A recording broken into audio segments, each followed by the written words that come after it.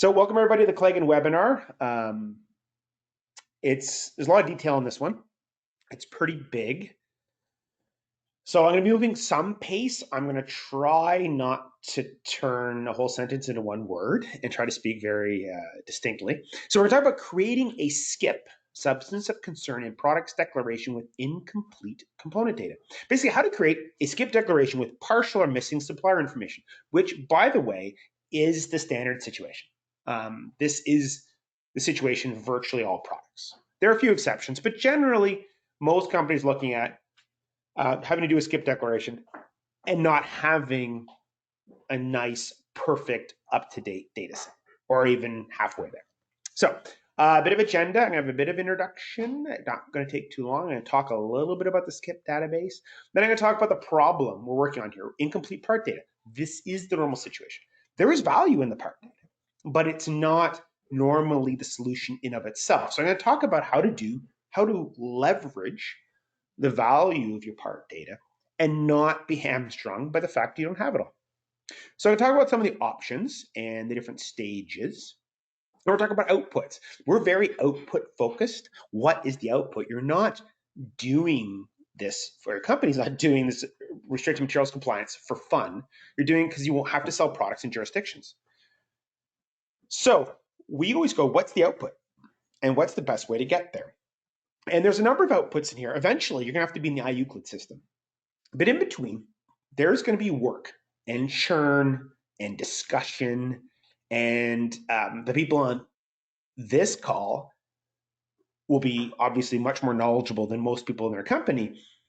But how then do you roll this out to operations, to business units, especially if you're a multi-business unit, multi-product entity, how to do this? So we're going to talk a lot about that. We're going to talk about project tracking.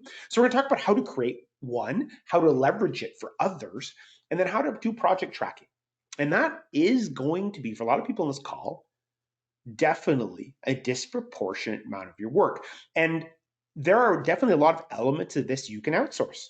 The project tracking is the hardest. This is, what are your products? Which ones have declarations? What SCIP model are they using? We'll explain that. And are they in the system, and what's their SCIP? What's their IUCLID number? That is a really internal function. And then be able to articulate that to the executive for people that do not necessarily have the attention span for the details, saying, well, we're sort of partway through this. It's not going to be helpful. Is it red? Is it green? Or is it potentially yellow? Most important being red or green. And if it's red, why is it red? And then what can they do with their limited attention span to make it not red? And that's where you're going to have to distill a lot of this down. So we have a lot of services. We can do as little or as much as you need. We'll talk about different options. Definitely creating REACH SVHC declaration or SCIP declaration. Testing works very well. It is an option. But we're also going to talk about engineering evaluation combined with leveraging your part data. And that's going to be a big discussion here. Definitely, especially for new products, a new design where you're doing ROHS compliance anyways, or and POP and Prop 65 testing, coming out of pre-manufacturing to manufacturing is usually by far the easiest. The checkbox, it's distinct time frame, it solves, it's done.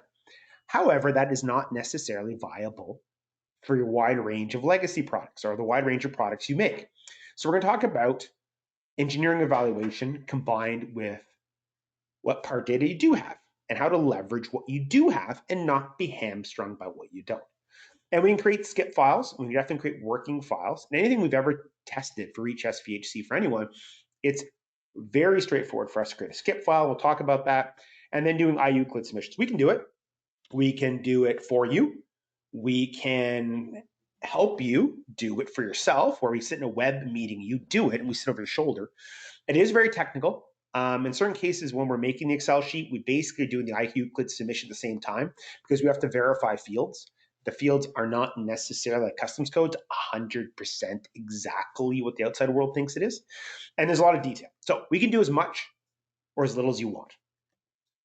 So what we're talking about here fundamentally is the Jan 5th, 2021 deadline for substance of concern in articles as structured in complex product objects products, SCIP.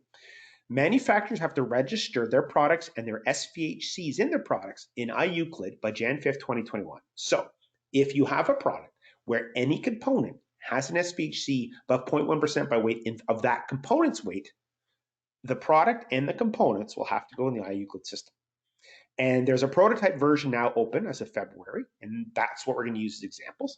And there'll be a real version with some minor modifications in October. We don't expect the data set to be modified because that's a bigger change, but we'll talk about some of the non-intuitive items that they're likely going to change. So what is the problem? What are we discussing here? The most common situation is incomplete SVHC part data. So you have a product, and you don't have complete SVHC part data on it. It can mean you have none, but a lot of companies have some to varying degrees. And some could mean you have data missing, and more often the data is missing on the parts that are more likely to have SVHCs, unfortunately, or the data is outdated. I have it, but the declarations are from a couple of years ago, or I'm not sure which declaration, and it's just so much devil's in the details, or it's suspect. I got a whole pump. They said no SVHCs. That's pretty interesting in a complex product. It's possible, but the data could be suspect. So how do you do? Will it improve? The data situation should improve as more companies are forced to create SCIP declarations, are forced to create outputs, then that forcing of creating outputs creates a lot more deliverables. As much as the SVHC data is required for some time, you can't sell in the EU unless you have at least a paper SVHC declaration. But since you don't have to proactively do anything with it until the SCIP database, a lot of companies have got part way. They say, we have part SVHC data. When I ask them, do you have a product level declaration? No. So the SCIP will force companies to create more output deliverables, more declarations. So the data situation will improve. It's never going to be perfect, especially as per part purchasing price is the devil for a lot of quality and restricted materials, where this sort of thing is quality. And when you reduce the part cost or you move to a different supplier that's cheaper, it's often because the overhead is cheaper, which means less quality, which this sort of thing goes by the wayside. So the parts and those parts are most likely to have SVHCs or compliance issues. So it will improve. There is value in part data. It will improve, but you can't be hamstrung by it. So we're going to talk about, hey, this is the most common situation. I have part data or some part data, but it's not full. I can't really create a product declaration from it, but there's value in it. So what is the plan? So we'll talk about the different options where this is the most common situation. I have some level of SVHC part data, which could be very little, sometimes none, but I'm concerned there are gaps. I'm concerned about how dated it is, and I'm concerned whether my suppliers got it right, because a lot of people in this call are much more knowledgeable than most, but there's a lot of people here that still have gaps on definitional things. One of my favorite is you'll get lead oxide declared as an SVHC all the time. Lead PBO in thick film resistors is technically leaded glass for REACH and is not lead or lead oxide for REACH SVHCs. It's a complicated reason and how to handle all that. And so there's a huge diversity in your supplier knowledge base. This is also a very semantic space rule where as you move outside European languages, especially outside the English language, there's going to be more confusion, like that lead oxide thing I just explained, which is leaded glass, no matter what they say in the declaration, for REACH SVHC purposes and non-SVHC is a difficult semantic thing, which is not necessarily well translated into every language. So there's a lot of challenges there. So there's two options. I don't have complete product data. What can I have? Part data, what can I do? You can test it. Definitely, we test for REACH SVHCs all the time. If you do test, we definitely recommend testing for more than REACH SVHC at the same time. The process, in many cases the chemical, but the process for this and ROHS and Prop 65 have so much overlap. There's a lot of value in it. And for new designs, this is easily the best way to do it. When you're at design concept and you're looking at, hey, I want to sell in these countries, here are the safety standards I have to meet. Here are the EMC standards I have to meet. You should also have, here are the restricted material standards I have to meet.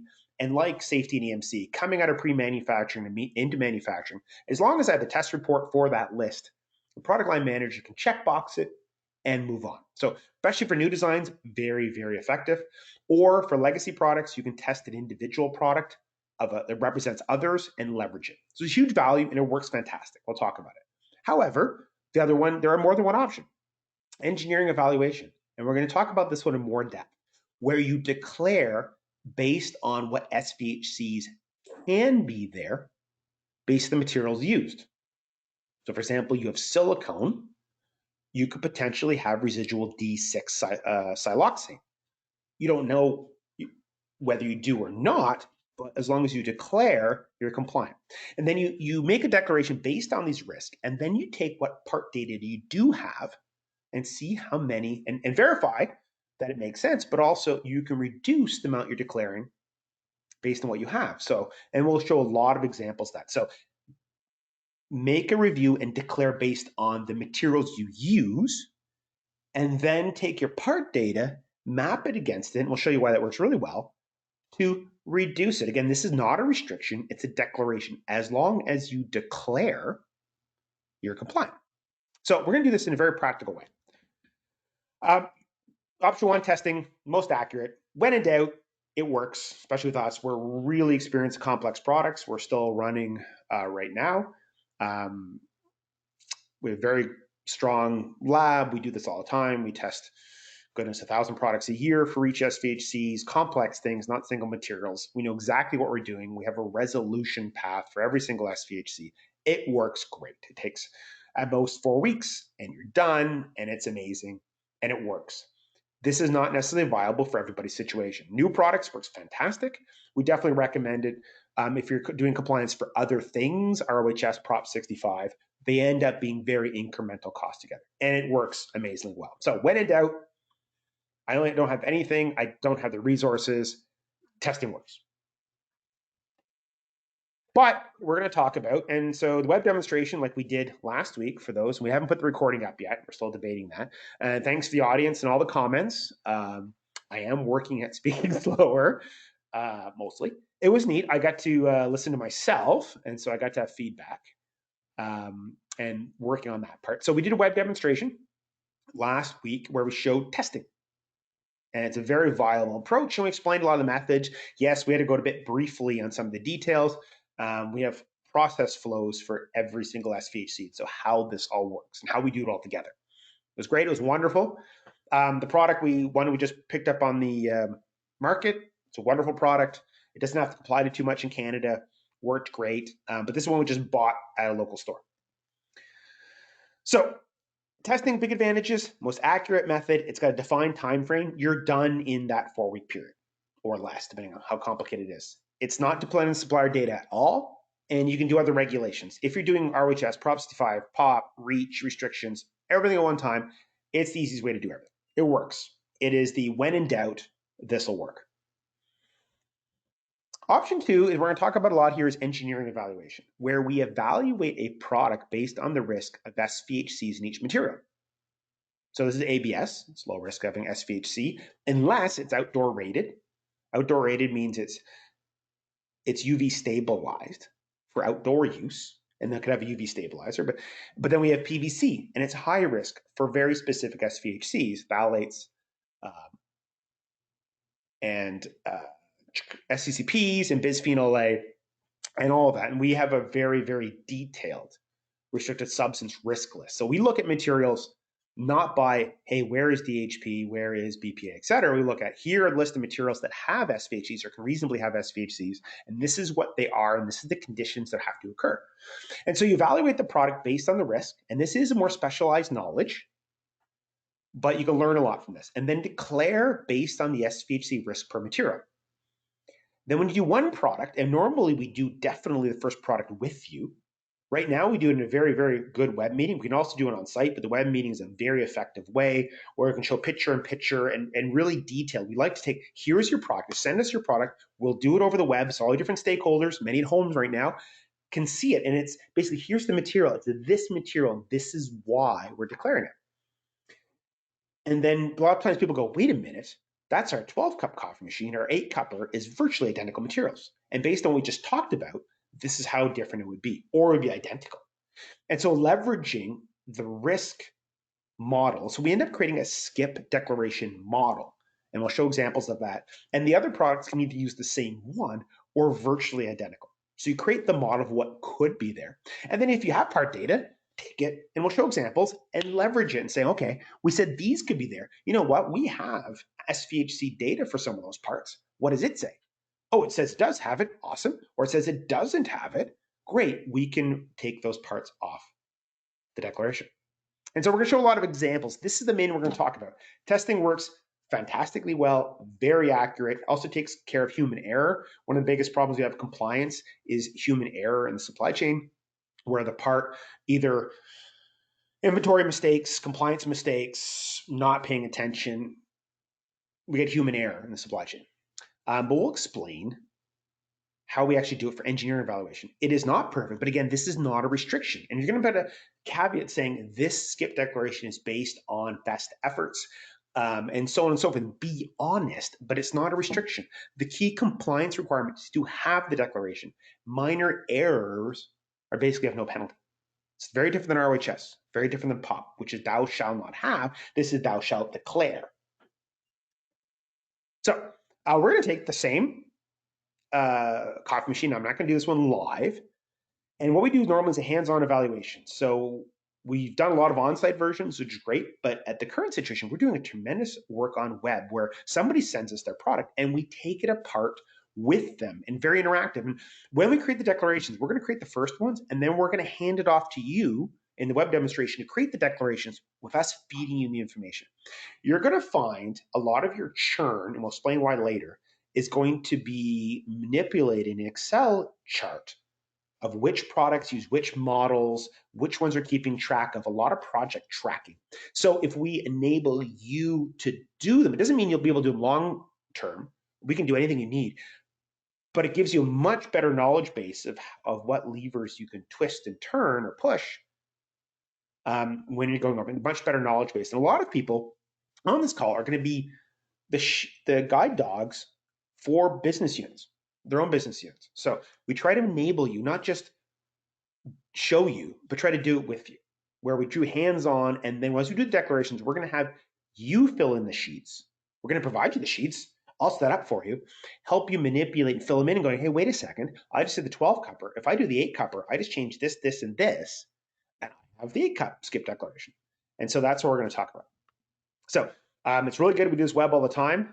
I apologize for the pictures of me. It's a new thing.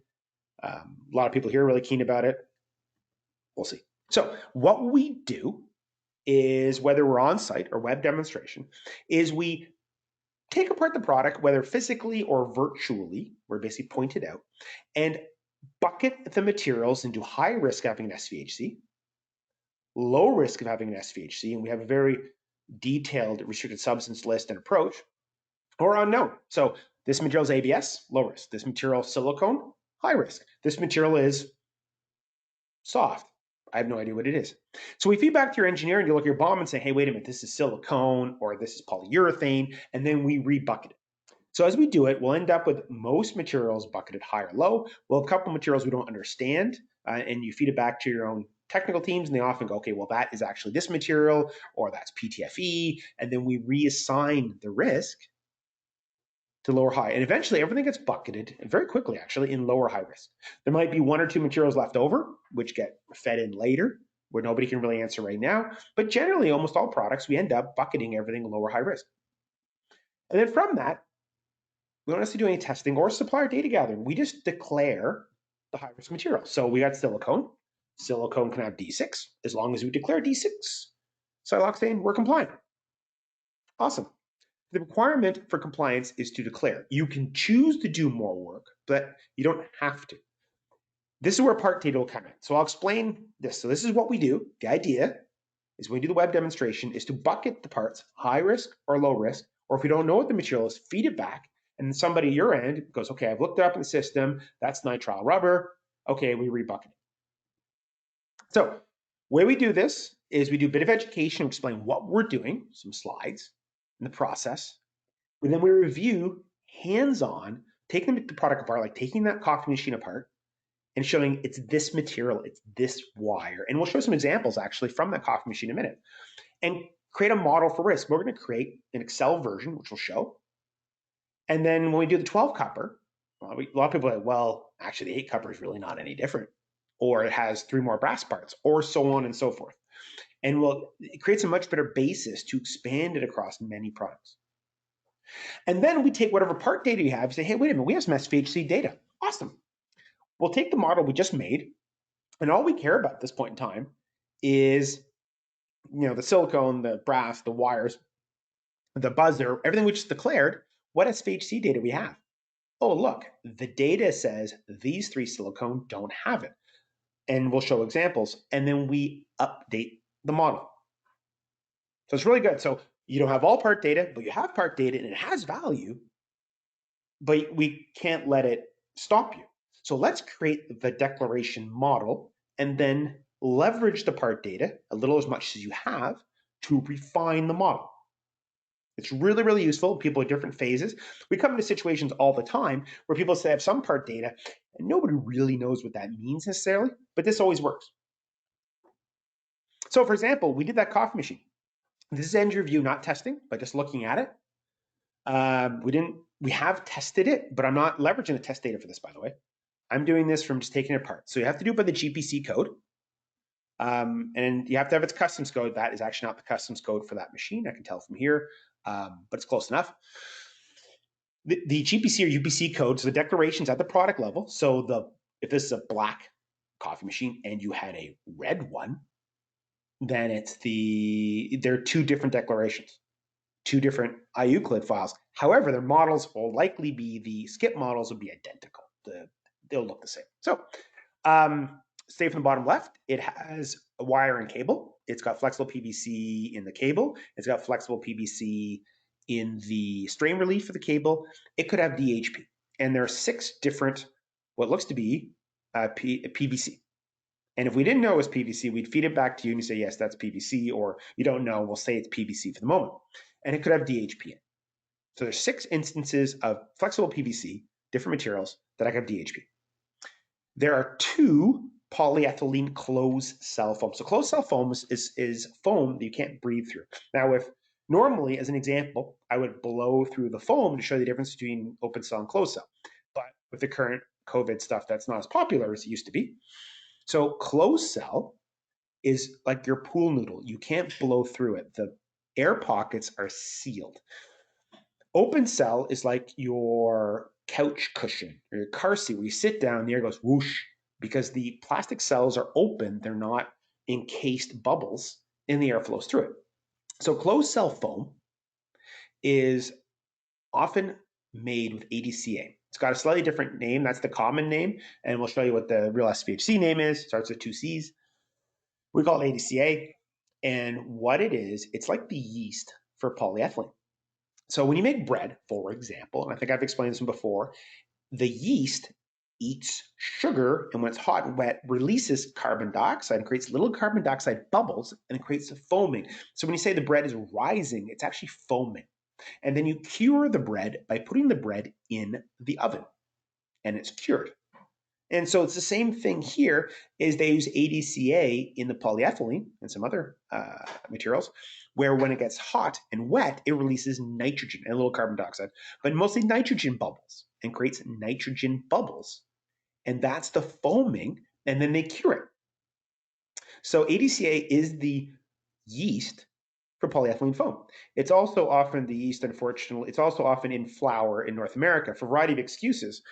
But if you look at a lot of flours, you'd be amazed that virtually no white flour or any flour you buy, even like whole grain or whole wheat flour, yep, it's not single ingredient. Look at it. It's got more things in it. One of the common ones, ADCA. It's like yeast. You can put in the flour without actually putting yeast in it. So it makes their flour rise better. So a lot of companies like to advertise, hey, our flour rises better than the others. And it's not the flour. It's the fact they put ADCA in it, is SVHC, that creates little bubbles. It's very common in North America. You'll see the dicarbonamide all the time in the flour. And it creates little nitrogen bubbles. And stuff's actually relatively harmless to eat. Where it is, it's a respiratory problem. So as long as you don't inhale it in dust form, you're fine. Which, being inside flour, seems to be contraindicated, but it's not restricted here. So ADCA, and that warning for ADCA, by the way, is not correct. It's actually a respiratory sensitizer. So ignore the fact it talks about skin contact. It's updated in the next section. And I'll update that on the presentation when I send it out. which reminds me, everybody who registered, we have a couple hundred people online too. It's really nice, actually. Everybody who registered will receive a copy of both the slides, and we'll post a recording of this. But everybody will receive a updated version of the slides. I have to fix the safe use instructions on this page. They're corrected in the model you see in a minute. But if you also have any questions during, feel free to put it in the control panel. I'll try to get to as many as possible. I have a lot of material today, so it's going to be a bit brief. And then I'm also then going to, if you have any questions afterwards, please feel free to contact me. So ADCA, which when they did the REACH SVHC enforcement program last year in Europe, ADCA was the third highest enforced substance. They had the third most failures for ADCA, up there with SCCPs, behind lead and DHP. ADCA is super common. It's probably the unknown SVHC, super common in closed cell phone. Then the little prongs, most of the brass prongs are leaded brass. And there actually weren't any other brass components in the product. There are lots of steel and aluminum. And considering what they were, they're unlikely to be machined steel, so they're unlikely to have lead in. So the only one that's likely to have lead in it are the little prongs. And then it had 8 different silicone parts. We can tell from touch they're silicone. And they're seals and gaskets and tubes, and actually in some cases wire. One of the really common things in heating zones in products, they look like they have PVC wire. PVC is not for heating zones, some exceptions. It's what we normally see is silicone. So silicone is the wire type we see in heating zones, which of course this has an element we talked about before. It runs the water and heats it underneath the actual where the jar is. So when you see the carafe, it's got a heating element underneath it. Underneath that is where the water runs with aluminum heater to conduct the heat to heat the water. So all the heater is actually underneath the carafe, and it both heats the water as it goes through carafe, and it keeps the coffee warm above it. It's a single heater. So there isn't a section where you heat water and a section where you also keep the carafe warm. It's actually the same heater. It runs the water through the heater underneath. It's kind of neat. So 4 different sets of SVHC. So engineering evaluation, here's the product. We took it apart. Based on risk, we have 6 different DHP risks. We have 2 different ADCA risks. We have 1 lead prong risk. And then we have 8 D6 siloxane risk because of all the silicone parts. So in absence of doing anything else, as long as you declared this, you're compliant. But as we said before, we're going to do an engineering evaluation, and this is about how do you do this with incomplete data. So if you had no data, this is where you would be. But if you have some part data, you go to the next steps. So you might be, this is where you add incomplete data. ROHS 2 compliant with no exemption other than 7C1. 7C1, as we mentioned earlier, is leaded glass. It says lead in glass. It's leaded glass and therefore non-SVHC. So there was no 6C lead and brass in the declarations. We're saying this from the part data. We know from the test data there isn't, but we'll say from the part data, you said there's no 6C lead and brass in the prongs, and there was no 6A, B, or 7A exemptions, which we didn't. So 6A is lead in steel, 6B is lead aluminum, and there was no machined looking steel or aluminum parts. We didn't declare it anyways. And there were no large black diodes. So it's the high temp solder is either in the flip chip parts or these very specific blocky diode parts. It's in the process we have for engineering evaluation. Testing has a much more specific way to go about it. What parts have the 7A exemption? And these big blocky, and they're actually not terribly large parts, but compared to what around it, they're quite blocky, very cubic. And they usually have only 2 or 3 leads on one side, and they have a flat lead off the other side. But they use high temp solder inside of it. There's a whole technical reason. We didn't see any of those, so we didn't believe there's any 7A. And we'll say from the part data, they said the same thing. From our testing, it also agrees. So it's ROHS 2 compliant with those exemption information. I'll explain visually why that's important in a second. It's ROHS 3 compliant, which doesn't include the twist tie. So there wouldn't be DHP in 7 of those 8 PVC parts if their ROHS data is correct. The twist tie being an exception. Twist tie, we talked about it before, is the devil. But we'll say the part data says polyethylene. Our test data actually said it's not PVC. But we'll say it's polyethylene. So we looked up the data and said it's polyethylene, therefore DHP is not a risk in the twist tie. So this is taking the part data. So that's the ROHS data first. So the ROHS data, as we did it, and whoops, there's a 6 in the middle, I'll get rid of that. It said, hey, we don't have any DHP because it's ROHS 3 compliant and the twist tie is actually polypropylene. So 6 instances of DHP become 0. So we can nix out the DHP. And from the part data, it said, hey, we're not using, there's no those bronze, those little prongs are ROHS compliant with no exemptions. Therefore, we're not using 6C. So we can scratch out the prongs. Yes, the supplier could be wrong, and testing is, at the end of the day, more accurate. But again, this is declaration, and when we make the declaration, we'll say what it's based on. Supplier declaration, engineering evaluation, not testing. That still leaves ADCA and silicone. So the ROHS data off the bat eliminated those two. So we did the engineering evaluation, what could be there, and if we didn't have any data, we get it declared as is.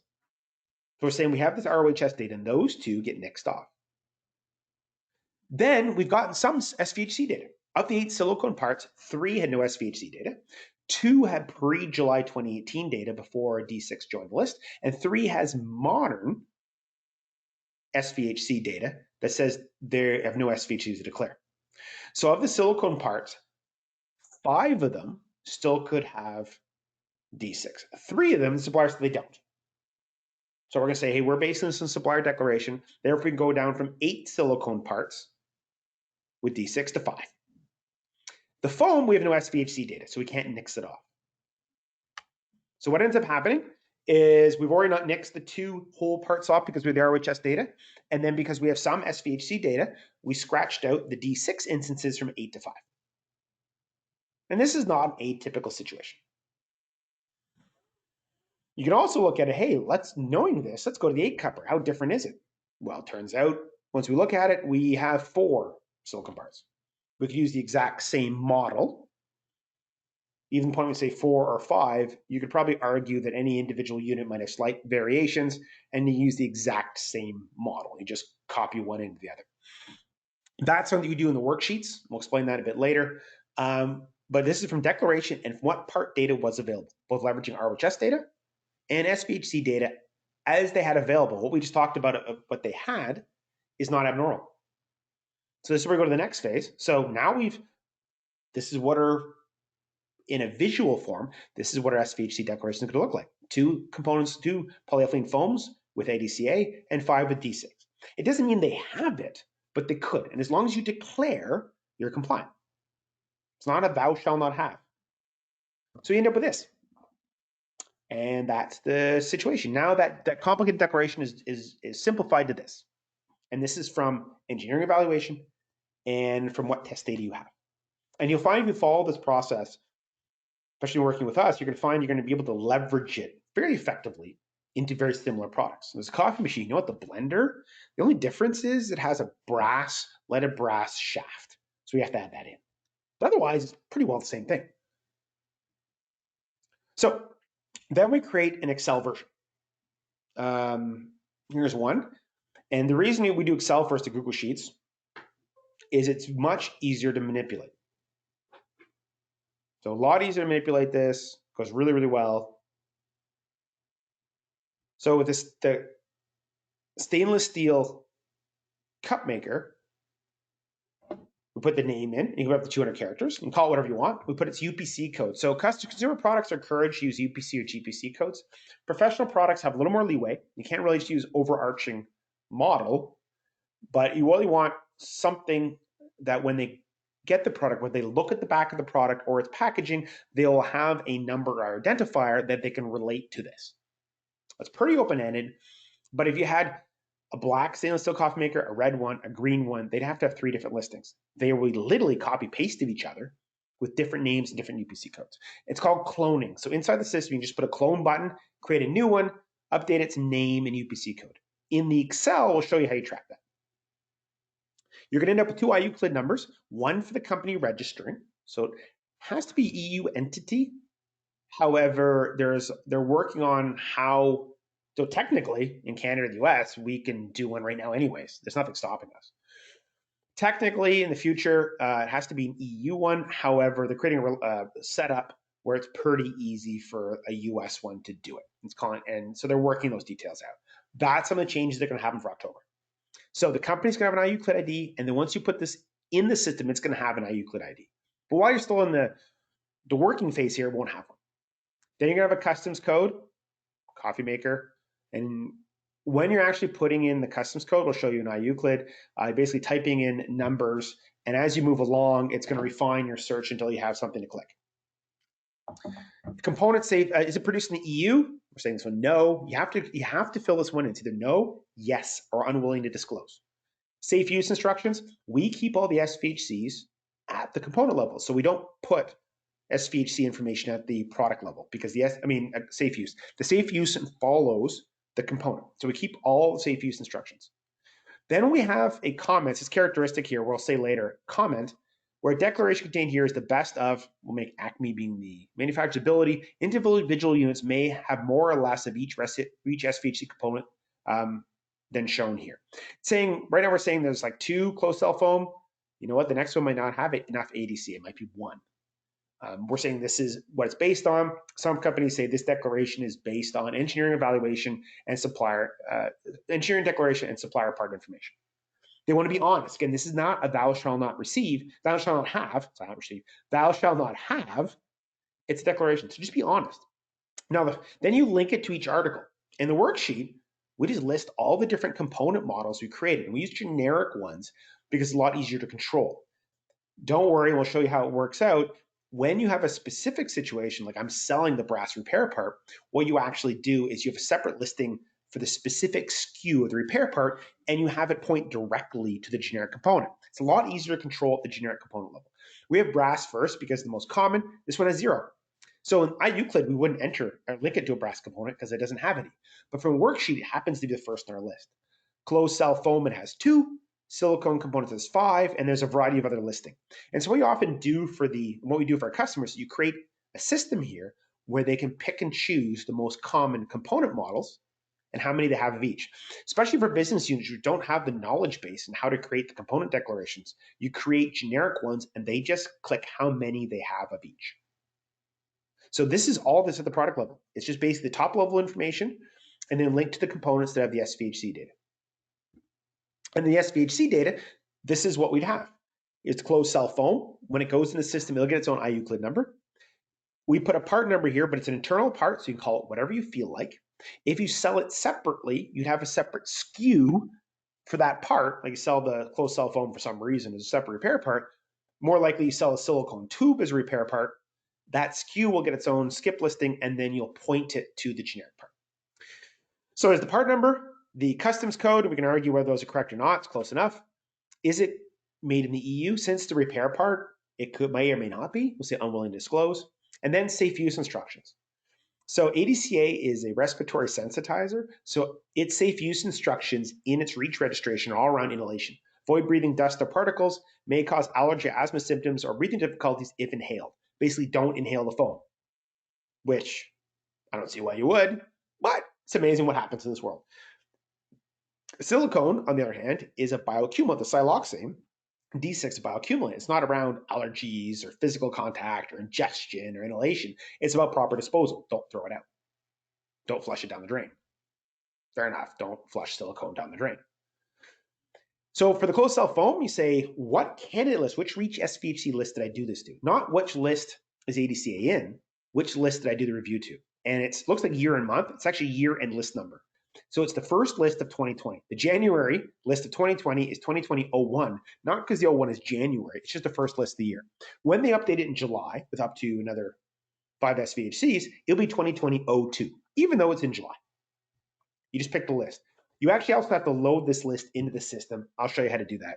I'm gonna go a bit quickly here. Covered some of this before. You ever get slides, there's a lot of slides. Apologize.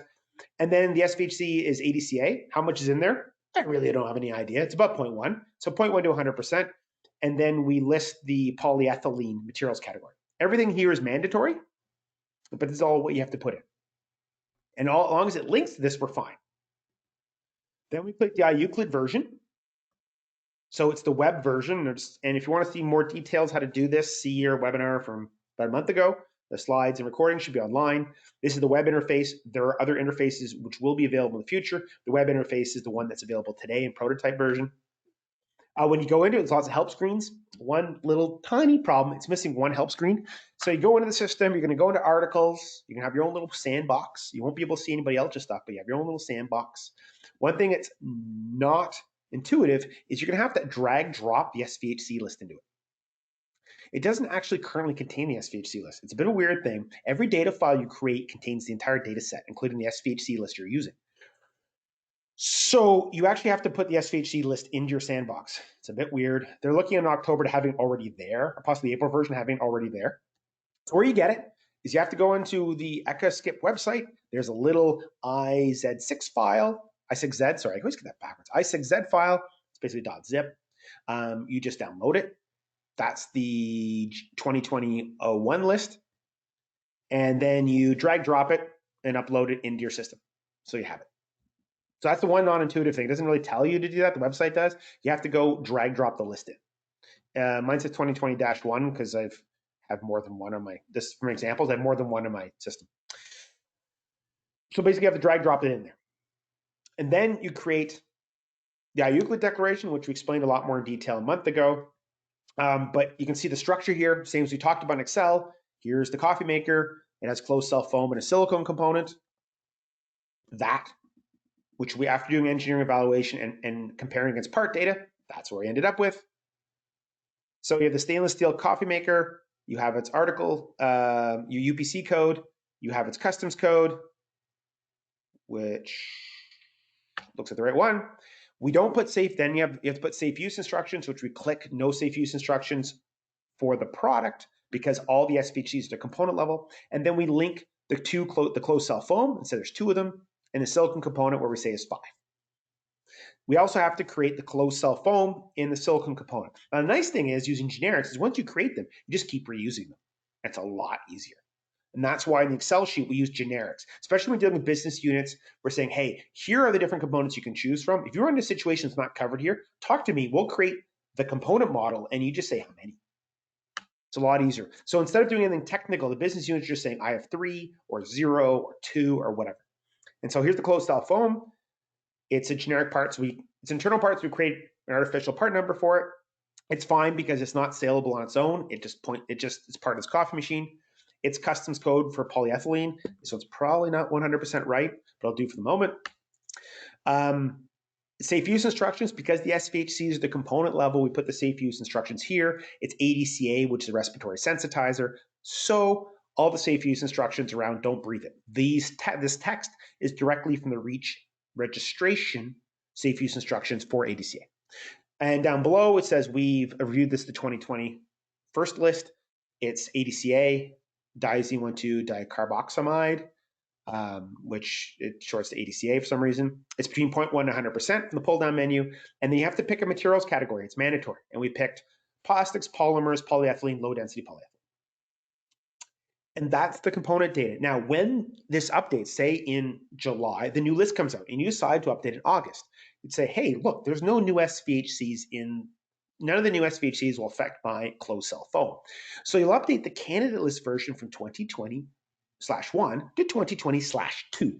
And the nice thing is it repopulates to all the finished products that use it. Now you may have to republish them, but that's it. You don't have to open up every product. You just update your components instead of your total products. It's much easier. That's what we control here. Even if we sell a silicone tube on its own, it'll have its own SKU that points to the silicone component, generic listing.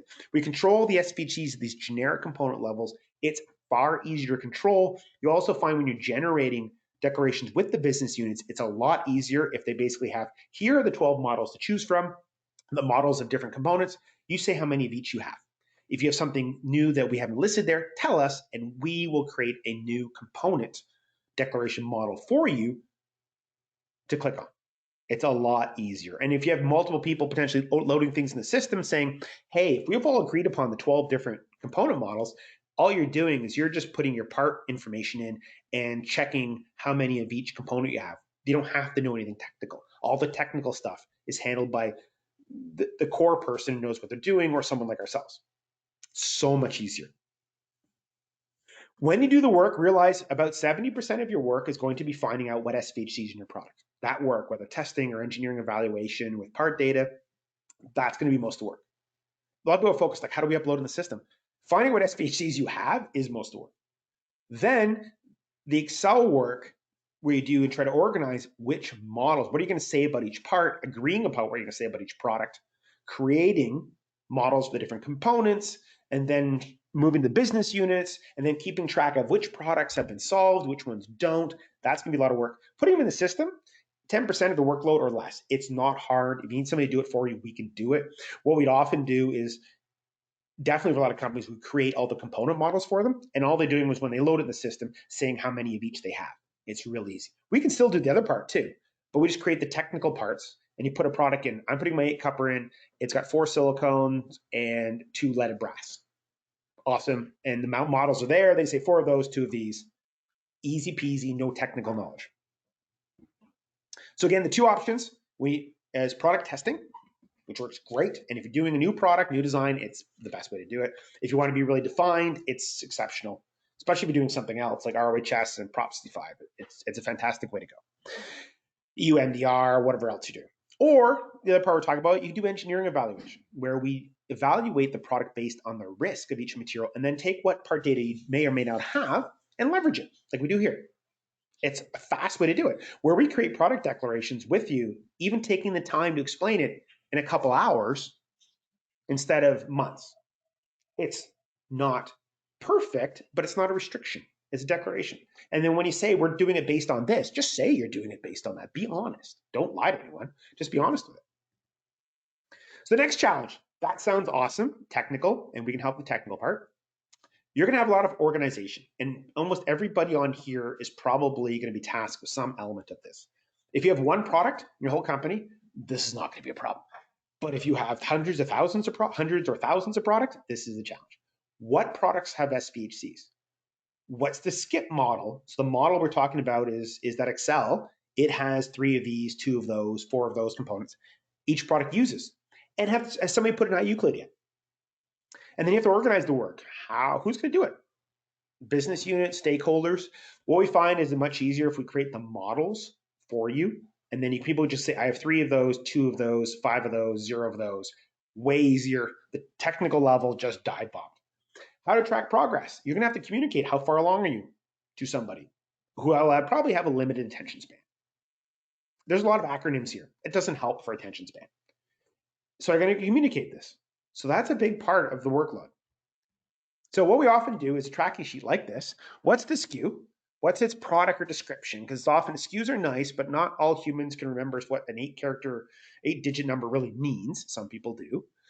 Here's the product description, so it makes it easier. Which business unit owns it? We'll say this coffee machines, small appliances owns it, as opposed to, say, fridges and large appliances. What business unit owns it or person? Does it have an SVHC? Those 2 do. The carafe, so we talked about the carafe in there, what holds the coffee, the glass thing. It had no SVHCs in our declaration. You might sell it separately, but it doesn't have to go in the system by itself because there's no SVHCs. So it has no SVHCs. What SCIP model they're using, the 12-cup coffee machine, and the 8-cupper turns out when you review it, it's virtually identical. You just use the same model. You can say, hey, these 2 are using the exact same model. Or you can say, I'm going to create an 8-cup version and change the number of silicon components to 3. You can do that, but you can use the same one. When you put an IUCLID, they will be separate listings, but they'll be basically a copy-paste of each other. Down below, you see the replacement tube. So you have a replacement silicone tube. That's one of the ones we said could have D6. So as an SVHC, yes. And SCIP model is we'll create one for a saleable silicon component. So we'll create one saying, hey, if you're selling a silicon component on its own, this is the model you use. All you have to do, and it points at the generic component, all you have to do is add its SKU at the top. And you copy paste. So I'm going to sell a tube, a washer, and silicone wire as separate replacement parts. Awesome. You have to put each one of their SKUs in the system, but each one points to the exact same generic silicone component declaration. So a finished product could be the coffee machine if you sell it, but it also could be the replacement tube if you sell it.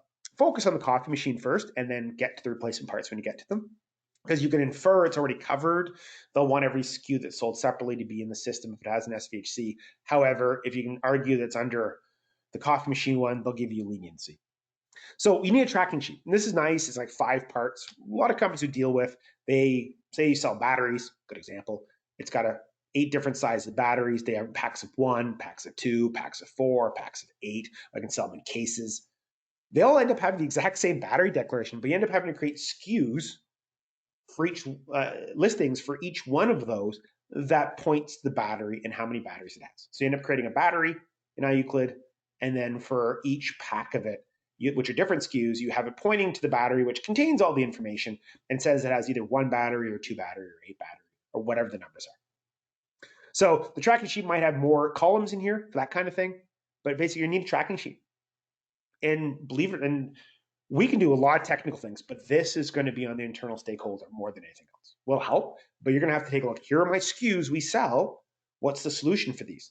One thing you might look at, why don't we take our SKUs and then sort them by sales in Europe and prioritize them by sales volume? Because so solving everything may not be possible, but let's look at what we sell in Europe, scale it by sales value, and use that as the priority system.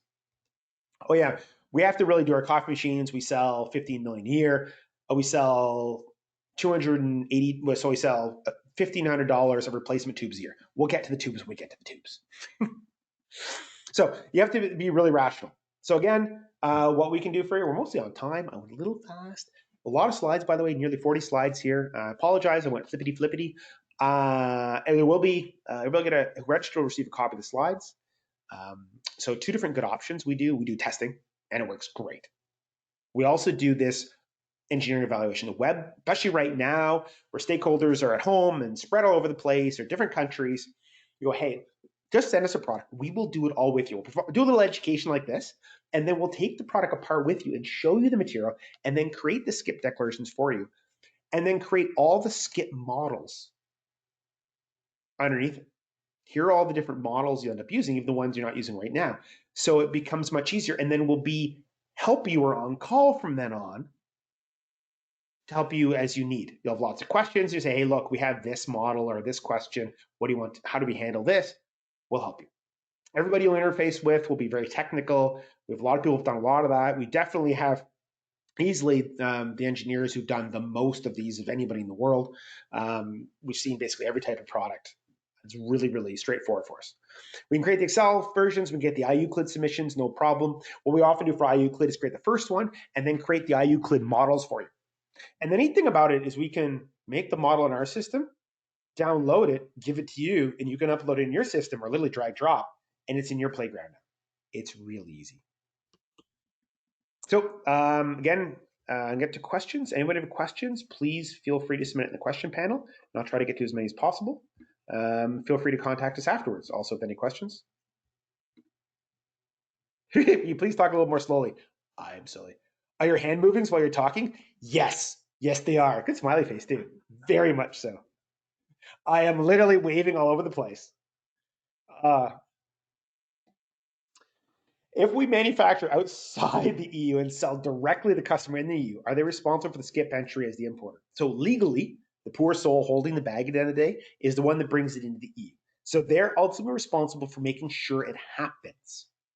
Who does it is completely open-ended. The key is that you cannot sell it to someone or give it to a recipient in the EU unless the declaration exists. So the importer, because the first ones to bring it in the EU are the ones responsible to making sure it occurs. Often they'll push it back to you. And what they'll often do is, I distribute these products for you, or I retail these products for you. Here are the list of SKUs. I want the IUCLID number for each one.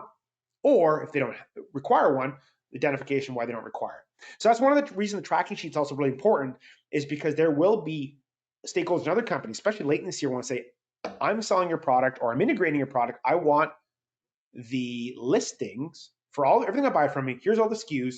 Instead of asking for ROHS, yes, no, or REACH SVHC, I want the IUCLID ID. And if it doesn't need one, NA. Are we evaluating SVHC to be present at 0.1 to 100%? Are we leaving ourselves open for registration obligations under REACH? So REACH SVHCs itself This SCIP database has no volume requirement. There's no tonnage. If any individual unit has a component over 0.1% by what you have to declare. One of the concerns are if I'm saying I have up to 100%, and if I go over 1 ton a year, what does that do? It doesn't create REACH registration requirements. That's for chemicals only, liquids and powders. Physical products don't have REACH registration requirements. However, if you go over 1 ton a year, you may have notification requirements. We have to notify ECHA that you're over 1 ton a year of an SVHC in products above 0.1% by weight. However, if that SVHC is already registered for that use, and virtually every single SVHC, their registration dossier will include what use you're having, you don't have to do it. So notification was a bigger deal before REACH registration was complete. Now, like for lead and brass. Well, I have lead and brass over 1 ton a year. Do I have to notify? It's registered for lead and alloys on parts that people can touch, and it's registered in lead and alloys and parts that people can't touch, which seems to cover every situation, so you don't have to notify for lead and brass, even if you go over 1 ton a year of lead. Can we legally declare what we think is there? Yes, within some rules. Again, you have to declare the component and the SVHC. It has to be specific which SVHC. You can't say SVHCs. You have to say which SVHC and which component. And you have to be honest. So sometimes companies say, well, we don't know for sure. Fine, write that in as a comment. This is based on engineering evaluation and supplier information as best to our knowledge. Do we need to test to take it off the declaration? You can take, it's unlike ROHS and such. It doesn't have the same rigorous conformity assessment processes. You can take it off your declaration if you believe you can, which testing obviously is one way. Supplier declaration can be, definitely, and we used it here as an example. We just have to justify it. Could a supplier react as such to a company declaring their part as an SVHC when they have not themselves declared it? Possibly. That's one of the reasons why we use generic components. It's a really effective method. It also doesn't pigeonhole saying, well, our brass component doesn't have it. We're saying brass components. So we're not necessarily saying your brass component. And if you don't have it, tell us, and we might update our declaration if it's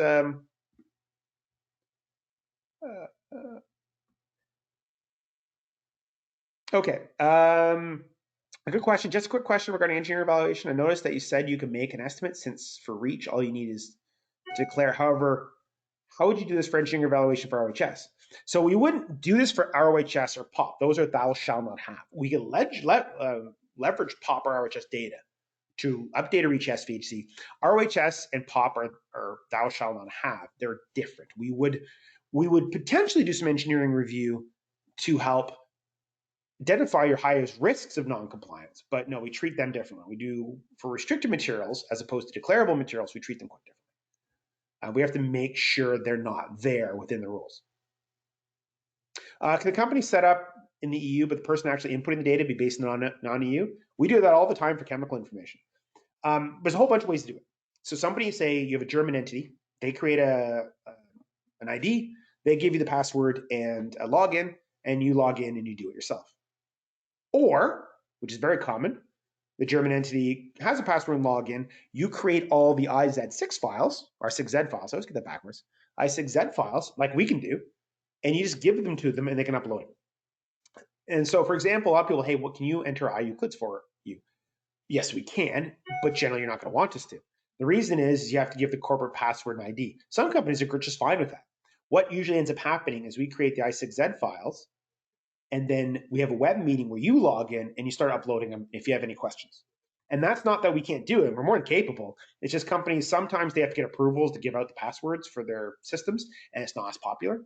So whether it's a US entity or a third party like ourselves, we can also create files and then give us the password. We can go in and do it. Or we can just create the files. It's just drag, drop. It literally is drag, drop, drag, drop. It's pretty easy.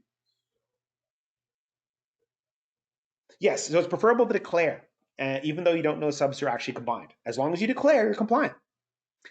This is one of the other parts of churn, that 20% of the workload is you're going to be showing, one of the things you often show marketing. This is what we're going to say about ourselves. If you see our foam or you inhale it, it can hurt you. They go, well, I don't like that. So then you're like, okay, that's awesome. I need somebody to fund me making sure the suppliers don't have it. Because we're compliant if we declare. If you won't want it in there, I have to do work. One of the fundamental rules of restricted materials is restricted materials prime can do anything they want as long as it's free. But a lot of this is not. So if you want me to do more, somebody's going to have to pony up with the money. So that's often one of the discussions. Is a generic component approach legal? Absolutely. It's honest. Candidate list version is not needed anymore. Yeah, they're discussing that. They haven't changed it in the system there, so it's still needed. We'll see. They're discussing what they're going to change in October. So we'll see in October whether they have the candidate list version, but they haven't officially changed in the system yet. So we'll see.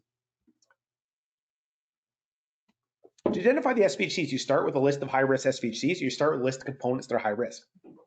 We do it by material. So anybody we do the work with, we have a somewhat simplified restricted substance list for you, which is by material and what it can have in it.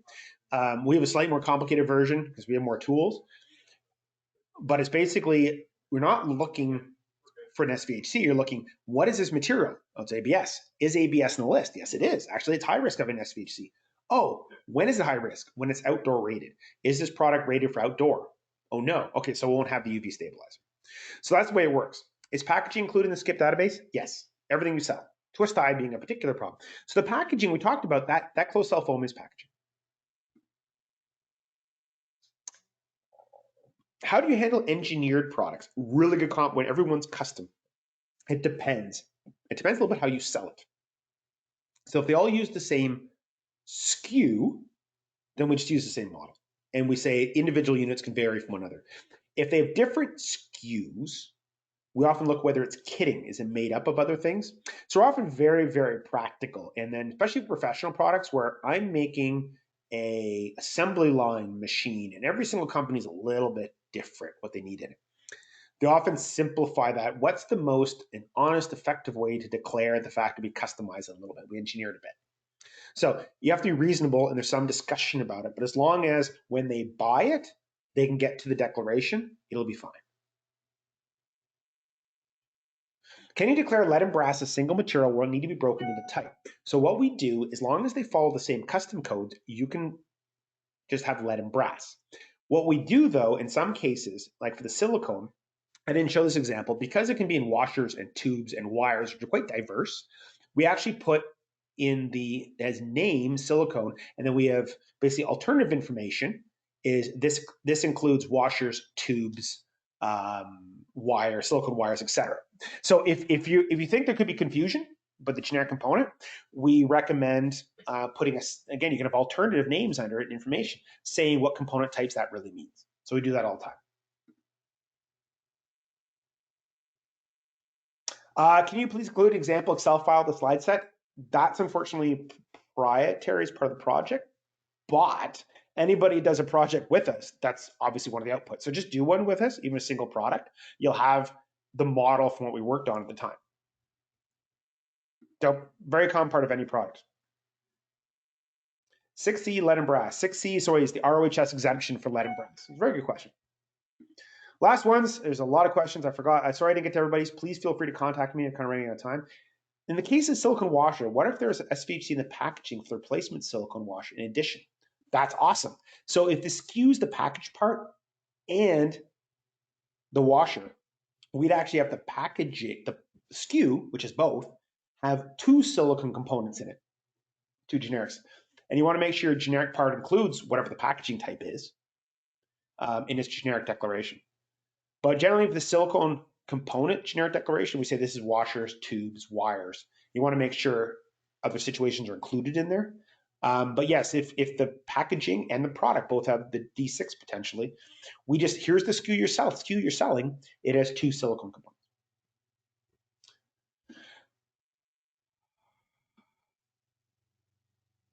That's awesome. So my last question, I have to end with this. Is there any dances to famous songs you can show me to help differentiate between orthophthalates and terephthalates? Someday I'm going to create a mnemonic. Oh my goodness.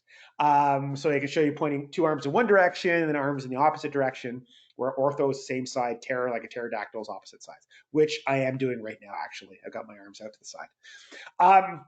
On that note, thanks to everybody attending. Everybody who registered will receive a copy of the presentation. We'll have a recording of this one up online. We're working on whether or not we're going to put the recording of the web demonstration up from last week. We probably are. We'll send out that information. If you need help with this, we're really good at it. We've really defined approach where basically we do the web demonstration of it. We have your product, we little education, we do it with you, and then create the component models for you to use, and then support you as you go forward. And then we can do as much or little as you need. Or if you're looking to sell it everywhere in the world, we do testing for all the requirements, and it really works very well to do testing, especially for new products. If you just want to sell them everywhere, I'm going to sell them EU, US, China. What do I have to comply to? Just give me the test report, and I want to move on. So we do tons of that. So pleasure hosting everyone, and I look forward to talking to everyone again soon.